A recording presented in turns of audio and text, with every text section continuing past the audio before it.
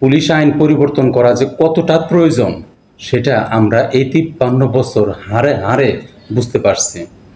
বুঝলে কি হবে? কেউ তো কথা বলে নাই। যেহেতু কেউ কথা বলে নাই, দাবি উঠে নাই, সেহেতু এই পুলিশ আইন পরিবর্তনের কথা কেউ কখনো চিন্তা করে নাই।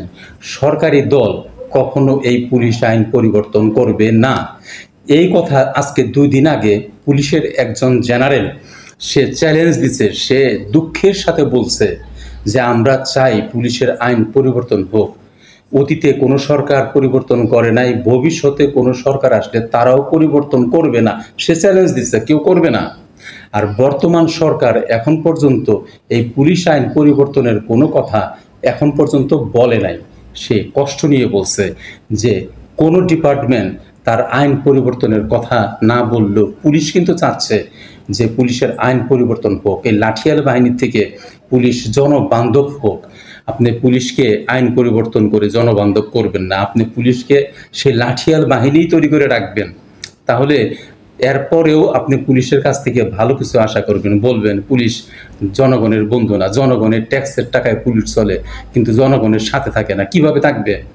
সাথে থাকার তো কোনো উপায় নাই, কেননা আপনি তো সাথে রাখার জন্য যে আইন, সেই আইনটাই তৈরি করেন নাই। কি করছেন? এমন একটা আইন দিয়ে রাখছেন, সেই ব্রিটিশ আইন, যে আইনে তখন লাঠিয়াল বাহিনী চলতো, আজকে সেই আইন দ্বারা আপনি চালাচ্ছেন পুলিশ। লাঠিয়াল বাহিনীকে ব্রিটিশ চালাইতো, ব্রিটিশের হাতের লাঠি ছিল পুলিশ, বলতো পিটাও পিটাইতো।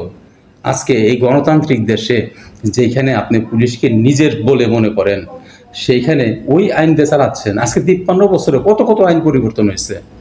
আমরা দেখছি ৫ মিনিটে সংবিধান পরিবর্তন হয়ে যায়। এই সংবিধান ১৬ বার পরিবর্তন হয়েছে, কত শত আইন হয়েছে, ডিজিটাল আইন হয়েছে, মানুষ যেন কথা না বলতে পারে, বাক স্বাধীনতা বন্ধ করে দেওয়ার জন্য, মানুষের গলা চিপে ধরার জন্য আইন তৈরি করা হয়েছে, কিন্তু পুলিশের আইন পরিবর্তন করা হয় নাই। এই পুলিশ এই জুলাই আন্দোলনের ভিতরে মানুষের উপরে অত্যাচার করছে, গুলি চালাইছে, মানুষ পুলিশকে মারছে, পুলিশ মানুষকে মারছে। হাসিনার সরকার এই পুলিশকে পকেটে নিয়ে রাখছিল, যখন যে সরকার আসছে সেই এই পুলিশকে পকেটে রাখছে। আর আইন যদি পরিবর্তন না হয়, ভবিষ্যতে যে সরকার আসবে সেই সরকার এই পুলিশকে পকেটে নিয়ে রাখবে। যেই সরকারি ক্ষমতায় আসুক না কেন, সেই সরকারের দলের লোকেরা ওই থানায় বসে থাকবে, তার কথা অনুযায়ী পুলিশ কাজ করবে। কেস নাও নিবে, কেস নিবে না নিবে না। আপনি যদি এমনটাই চান যে পুলিশ আগের মতোই চলুক, তাহলে আইন এটাই থাকুক। যদি কথা না বলেন তাহলে এই পুলিশের আইন পরিবর্তন হবে না। যে কয়দিন পুলিশের আইন নিয়ে কথা বলছেন, পুলিশের চরিত্র নিয়ে কথা বলছেন, চিন্তা করছেন। এর আগেও কিন্তু অনেকে কথা বলছে, তাদের সাথে কি আপনি ছিলেন? না, ছিলেন না। আজ যে আমি কথা বলতেছি, আমার সাথে কি আপনারা আছেন?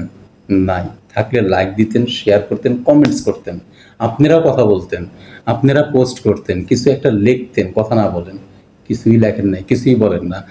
যতদিন আমরা এই দেশবাসী চুপ থাকবো, কথা না বলবো, ততদিন কাজ হবে না। কথায় আছে, বাচ্চা যদি না কাঁদে মা দুধ দেয় না। আপনি চুপচাপ বসে থাকবেন আর সব কিছু রেডি করে আপনি সামনে দিবে, এত সোজা না।